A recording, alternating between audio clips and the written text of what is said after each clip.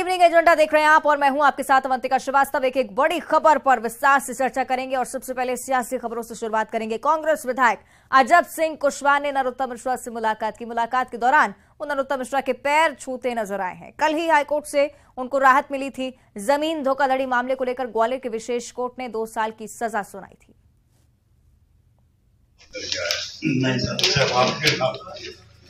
भाई को करना आपका काम है। मध्य प्रदेश हाईकोर्ट से राहत मिलने के अगले ही दिन मुरैना के सुमावली से कांग्रेस के विधायक अजब सिंह कुशवाहा ने गृह मंत्री डॉक्टर नरोत्तम मिश्रा से मुलाकात की, उन्हें मिठाई खिलाई, साथ ही बोले कि सब आपकी कृपा से ही संभव हुआ है। इसका वीडियो सोशल मीडिया पर वायरल हो गया है। मध्य प्रदेश हाईकोर्ट ने मंगलवार को अजब सिंह कुशवाहा को राहत दी थी। ग्वालियर के विशेष कोर्ट से मिली सजा पर जस्टिस संजय द्विवेदी की एकल पीठ ने आगामी सुनवाई तक रोक लगा दी है। इसके साथ ही अजब सिंह की जमानत अर्जी भी स्वीकार कर ली गई है। हालांकि न्यायालय ने उनकी पत्नी शीला कुशवाहा का जमानत आवेदन निरस्त कर दिया। ये फैसला आने के अगले ही दिन कुशवाहा ने गृह मंत्री नरोत्तम मिश्रा से मुलाकात की, उनके पैर छूकर आशीर्वाद लिया, मिठाई भी खिलाई। वीडियो में उन्हें यह भी कहते हुए सुना जा सकता है कि सब आपकी कृपा से ही संभव हुआ है।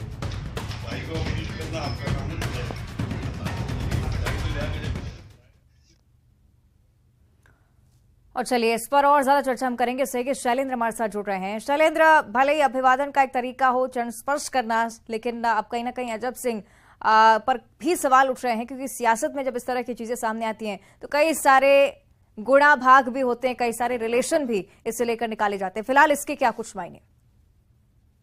देखिए, बिल्कुल अवंतिका, जिस तरीके से आपने कहा कि राजनीतिक क्षेत्र में अगर इस तरह की मेल मुलाकात होती है तो उसके अपने मायने होते हैं, वो भी उस दौर में जब इस साल ये चुनावी साल है और आने वाले 10 महीने बाद लगभग चुनाव होने हैं और मध्य प्रदेश में जिस तरीके से दोनों ही दलों की तरफ से ये बयानबाजी हो रही हो कि उनके कुछ विधायक उनके संपर्क में, और ऐसे में एक मामले में जब हाईकोर्ट से उनको स्टे मिलता है और उसके बाद वो मध्य प्रदेश से गृह मंत्री के पास पहुंचते हैं और उनका चरण स्पर्श करके अभिवादन करते हैं और ये भी कहते हैं कि अगर हाईकोर्ट से स्टे मिला है, यानी कि उनकी सदस्यता पर जो खतरा मंडरा रहा था वो अब टल गया है, उसकी बजाय भी गृह मंत्री ने उन्होंने कहा कि सब आपकी कृपा से है।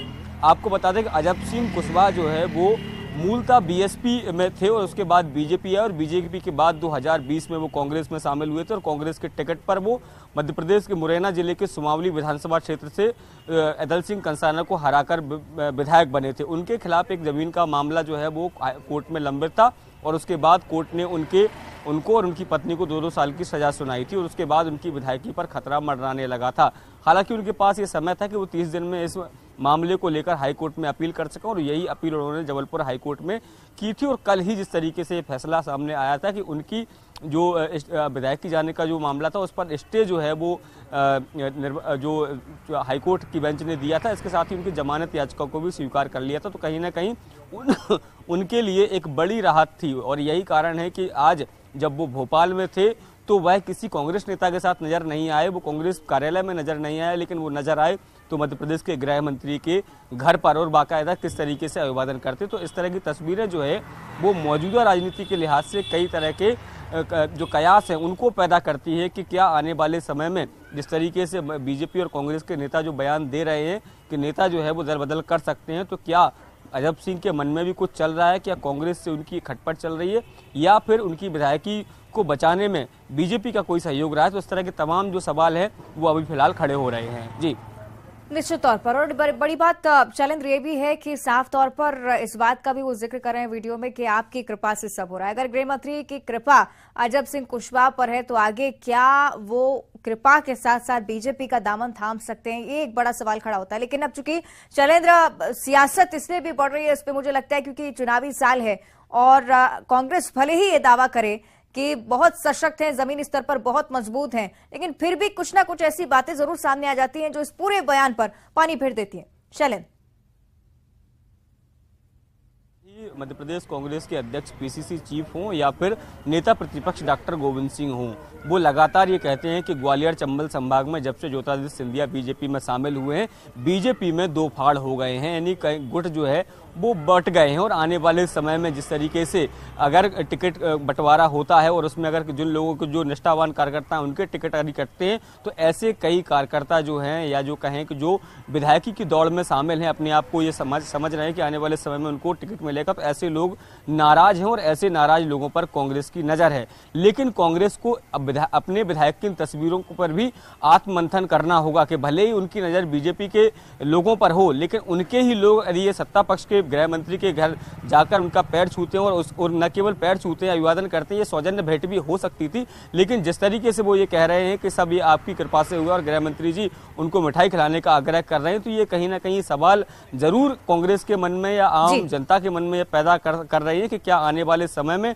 अजब सिंह कुशवाहा क्या बीजेपी में वापस जाएंगे या फिर कांग्रेस के एक निष्ठावान कार्यकर्ता की तरह खड़े रहेंगे। बिल्कुल, चलिए शैलेंद्र, कांग्रेस से भी इस पर हम प्रतिक्रिया लेंगे। आप बने रहिएगा हमारे साथ कांग्रेस की तरफ से अजय सिंह यादव जी जुड़ गए हैं। अजय जी, बहुत बहुत स्वागत करती हूँ आपका न्यूज 18 पर। जी नमस्कार। अजब सिंह कुशवाहा राहत जैसे ही हाईकोर्ट से उनको मिलती है, कांग्रेस मुख्यालय की तरफ जाने की इससे पहले गृह मंत्री नरोत्तम मिश्रा से मिलने के लिए पहुंचते हैं, पैर पूछते हैं। जी अजय जी।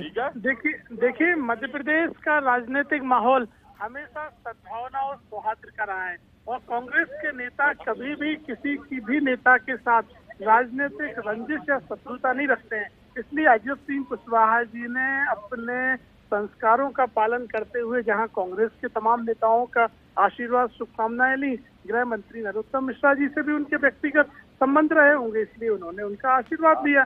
ये तो साधारण सी बात है। ऐसे तो मध्य प्रदेश में भाजपा के कार्यालय की जो भूमि है वो कांग्रेस सरकार में अर्जुन सिंह जी ने अलॉट की थी, तो इसका मतलब ये नहीं हो जाता है कि अर्जुन सिंह जी भारतीय जनता पार्टी की कोई राजनीतिक मित्रता या उसका मतलब था। ये एक सौहार्द और सद्भावना का माहौल राजनीतिक रहा है। उसी सौहार्द और सद्भावना बस अजब सिंह कुशवाहा नरोत्तम मिश्रा जी के पास आशीर्वाद लेने गए थे।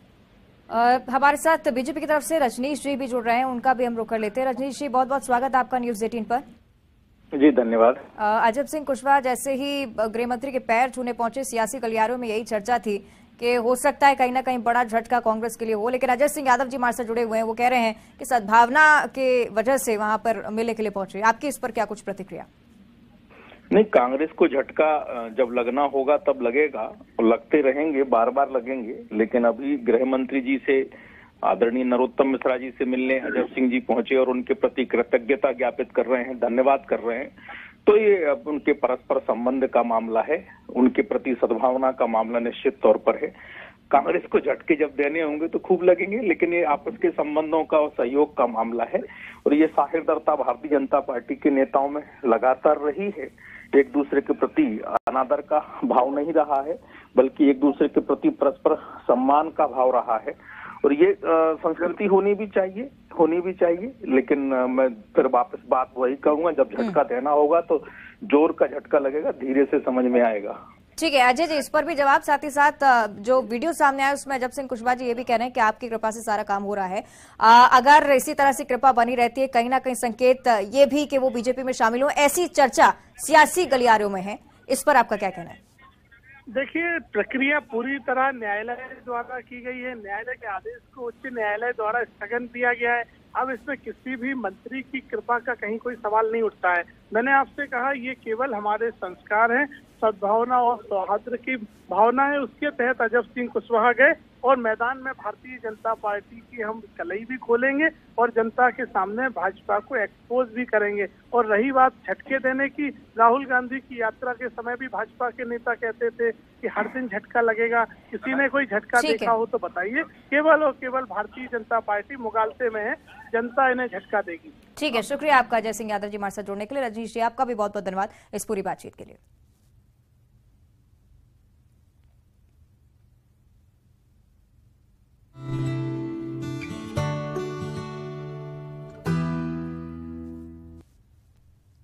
और इंदौर में ग्लोबल इन्वेस्टर समिट का पीएम नरेंद्र मोदी ने वर्चुअली शुभारंभ किया है। पीएम ने भारतीय अर्थव्यवस्था की लगातार प्रगति का भी जिक्र किया, साथ ही मध्य प्रदेश की भी जमकर तारीफ की है। वहीं सीएम शिवराज सिंह चौहान ने अपने आत्मनिर्भर भारत और मध्य प्रदेश के रोड मैप बनाने की भी बात कही है। एमपी अजब भी है, गजब भी है और सजग भी है। पीएम नरेंद्र मोदी ने ग्लोबल इन्वेस्टर समिट में एमपी के लिए उस लाइन का जिक्र किया जो गाहे बगाहे मध्य प्रदेश के लिए यूज किया जाता है। पीएम ने इसमें एक और शब्द जोड़ा, सजग। पीएम ने सजग कहकर एमपी के विकास पथ पर आगे बढ़ने की लालसा का जिक्र किया। साथ ही भारत की अर्थव्यवस्था को तेजी से गति देने के लिए किए जा रहे प्रयासों को भी निवेशकों के सामने रखा। पीएम ने कहा कि विकसित भारत का निर्माण देशवासियों की आकांक्षा ही नहीं बल्कि संकल्प भी है। इंफ्रास्ट्रक्चर निर्माण का एक नेशनल प्लेटफॉर्म है। इस प्लेटफॉर्म पर देश की सरकारों, एजेंसियों, इन्वेस्टर से जुड़ा अपडेटेड डेटा रहता है। भारत दुनिया के सबसे कॉम्पिटिटिव लॉजिस्टिक मार्केट के रूप में अपनी पहचान बनाने के लिए कमिटेड है। कार्यक्रम में सीएम शिवराज सिंह चौहान ने उद्योगपति का स्वागत किया। सीएम ने कहा कि आत्मनिर्भर भारत के साथ ही आत्मनिर्भर एमपी बनाने के लिए रोडमैप तैयार है। सीएम ने एमपी में निवेश के लिए बेहतर माहौल की बात भी कही है। उद्योग जगत यहां मंच पर विराजमान है। मैं आप सबका केवल अपनी ओर से नहीं, मध्य प्रदेश की 8.5 करोड़ जनता की ओर से हृदय से स्वागत करता हूं। ग्लोबल इन्वेस्टर्स समिट में देश और विदेश से जाने माने उद्योगपति शिरकत कर रहे हैं। कल तक चलने वाले सम्मेलन से मध्य प्रदेश को निवेश की उम्मीदें हैं। और इन्वेस्टर्स समिट में उद्योगपतियों ने भी मध्य प्रदेश में निवेश की संभावनाओं पर अपनी राय रखी है। रिलायंस की तरफ से निखिल आर मेशवाणी, बजाज के सीएमडी संजीव बजाज और टाटा सन्स की तरफ से एन चंद्रशेखर और आदित्य बिरला ग्रुप की तरफ से कुमार मंगलम बिरला ने अपनी राय रखी। मध्य प्रदेश में उद्योग की अपार संभावनाओं पर अपनी बात रखी है। Madhya Pradesh is in the heart of India, and as you know, the importance of heart's health in a human body. Under the Honorable Chief Minister Shivraj Singh Chauhanji's leadership, India's heart has made great strides in bringing prosperity and growth. Over the last 10 years, Madhya Pradesh GDP has tripled, with nearly 20% growth in 2022 financial year, which was the best amongst all states in India. Madhya Pradesh has tremendous opportunity for all investors, and let me mention just a few. First, it has a very strong mineral base, and 14% of India's cement production is based here. Many of my colleagues have already mentioned about their investments in that space. It is also a leading producer of coal, manganese, limestone, copper, etc. Second, MP has been categorized as an achiever amongst Indian states in the ease of doing business by the World Bank and DIPP in their rankings. With over 100 industrial areas, 7 smart cities, and a robust multimodal transport system, it offers tremendous promise. A global economy that is quite volatile and going through difficulties, India is extremely well placed.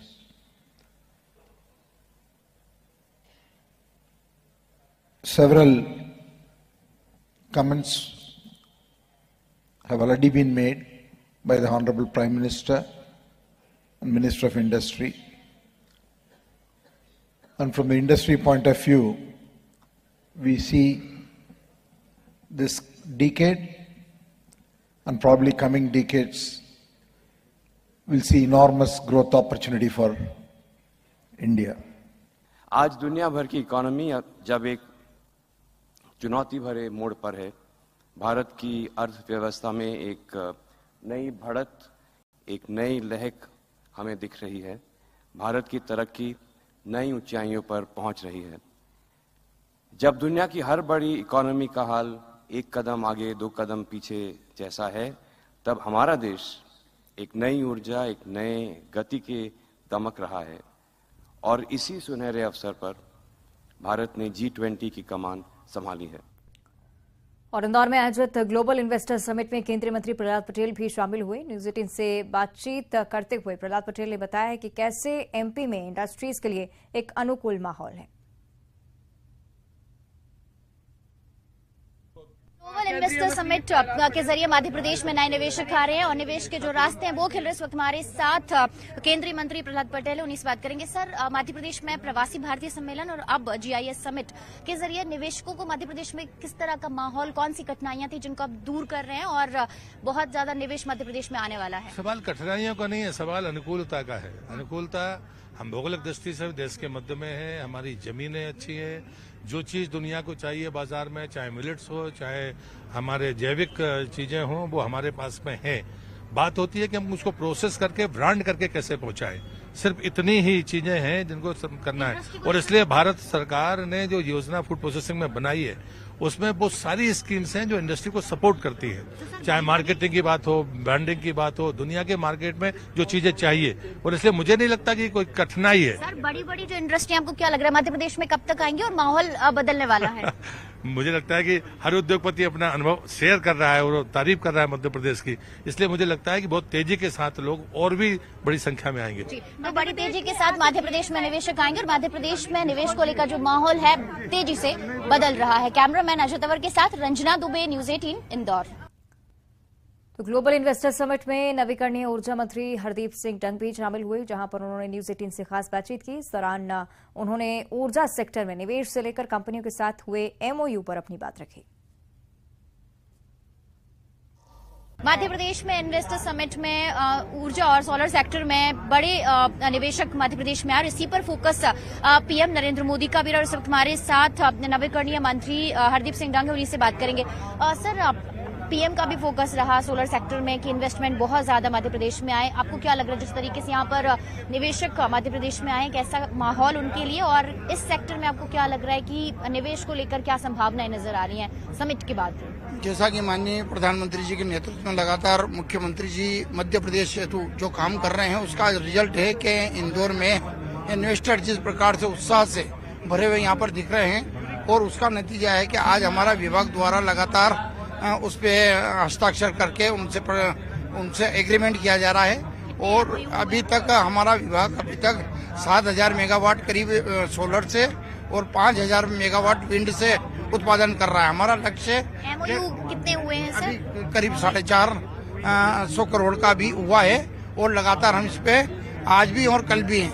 मैं ये कह सकता हूँ कि आने वाले दिनों में सबसे ज्यादा 2 दिन में जो एग्रीमेंट होगा उस विभाग का नाम नवीकरणीय ऊर्जा होगा। इस सेक्टर में सर कितने निवेशक हैं जिन्होंने पहले रजिस्ट्रेशन कराया था, आए हैं, और आपको लग रहा है निवेश की उम्मीदें बढ़ गई हैं? बढ़ गई हैं और उत्साह भी है। कितने रजिस्ट्रेशन हुए थे, कितने लोग रजिस्ट्रेशन अभी 128 उद्योग के मतलब परिवारों के उद्योग यहाँ पर रजिस्ट्रेशन कराए थे। और करीब हाइड्रो वाले वो करीब 10 परिवार के तो कराए थे। ऐसे छोटे मोटे बड़े करके 800 इन्वेस्टर यहाँ पर हमारे विभाग के लिए आए हैं। और मेरा मानना है कि वो करीब जब टोटल लगाया जाएगा तो करीब 450 करोड़ का निवेश यहाँ पर आने की पूरी संभावना है। कितनी कंपनियों से उम्मीदें हैं आपको कि यहाँ पे निवेश अब होगा MOU के बाद? कितनी कंपनियों गिनती बताना अभी जल्दी होगा, और जैसे ही करीब 128। तो ये कहना है जो मंत्री हैं हरदीप सिंह डंग का कि 128 कंपनियां ऐसी हैं जो मध्य प्रदेश में निवेश को लेकर इच्छुक हैं सोलर सेक्टर में और एनर्जी सेक्टर में, और आने वाले दिनों में जो इन्वेस्टमेंट है वो इस सेक्टर में बड़े स्तर पर होने वाला है। कैमरामैन अजय तंवर के साथ रंजना दुबे, न्यूज 18 इंदौर। तो इसी इन्वेस्टर समिट में युवा भी बड़ी संख्या में शामिल हो रहे हैं। इन्वेस्टर समिट को लेकर इनमें काफी उत्साह है। समिट में शामिल हुए युवाओं से न्यूज सिटी ने खास बातचीत की है। MP में निवेश को लेकर युवाओं ने क्या कहा, आप भी सुनिए। मध्य प्रदेश में ज्यादा से ज्यादा संख्या में इन्वेस्टमेंट हो और खास करके जो बाहर के निवेशक हैं वो भी मध्य प्रदेश का रुख करें, इस पर फोकस है CM शिवराज सिंह चौहान का। और अब मध्य प्रदेश की अगर बात कर ली जाए तो युवा इन्वेस्टर्स मध्य प्रदेश में इंटरेस्ट ले रहे हैं, और खास करके जो खुद छोटी छोटी इंडस्ट्री है उसको मध्य प्रदेश के छोटे छोटे शहरों में खोलने के लिए जो कोशिश है वो कर रहे हैं। और इस वक्त हमारे साथ जो युवा है जिन्होंने इस समिट में इंटरेस्ट लिया है और अपनी इंडस्ट्री और छोटी छोटी जो इकाइयां हैं उनको मध्य प्रदेश में लाने के लिए जो कोशिशें हैं इस समिट के लिए वो कर रहे हैं। किस इंडस्ट्री किस उसमें आप काम कर रहे हैं और इस समिट में आके क्या लगा, आगे आप लोगों के लिए कितने चांसेस हैं खुद का कुछ छोटी मोटी जो इकाइयां हैं उसको लगाने के लिए, इंडस्ट्री छोटी डालने के लिए? मैं आईटी इंडस्ट्री से हूँ, मैं वेबसाइट डिज़ाइनिंग एंड डेवलपमेंट करती हूँ। इस समिट में आके बहुत सारे इंटरेस्टेड लोग दिखे जिन लोगों को अपना वेबसाइट या ब्रांड बिल्डिंग करना है। उनसे काफ़ी हमने कांटेक्ट किया, बातचीत करी, वार्तालाप हुआ एंड काफ़ी कुछ है, मतलब उन लोग का भी काफ़ी इन्वेस्टमेंट के लिए भी काफ़ी कुछ है यहाँ पे। आपको लग रहा है कि अब मध्य प्रदेश में आप लोगों के लिए भी बहुत सारी अपॉर्चुनिटीज हैं और इन्वेस्टमेंट के लिए भी बहुत सारे अब जो रास्ते हैं वो खुल गए हैं? हाँ, सब्सिडी अनाउंस कर रहे हैं लोग इंडस्ट्रीज के लिए, specially related to construction and mining and all, तो उससे हमें बेनिफिट तो पड़ेगा ही। आपको क्या लग रहा है कि कितनी मुश्किलें थी और अब वो आसान हो गई हैं? जिस हिसाब से सब्सिडी घोषित हुई जा रही है उससे स्वाभाविक है कि फायदा तो होगा ही, और सरकार माइनिंग एक्टिविटीज को प्रमोट करे, यही हमारा सोचना रहेगा, क्योंकि हम कंस्ट्रक्शन और माइनिंग सेक्टर से रिलेटेड हैं। और इवनिंग एजेंडा में इतना ही। देखते रहिए न्यूज़ 18।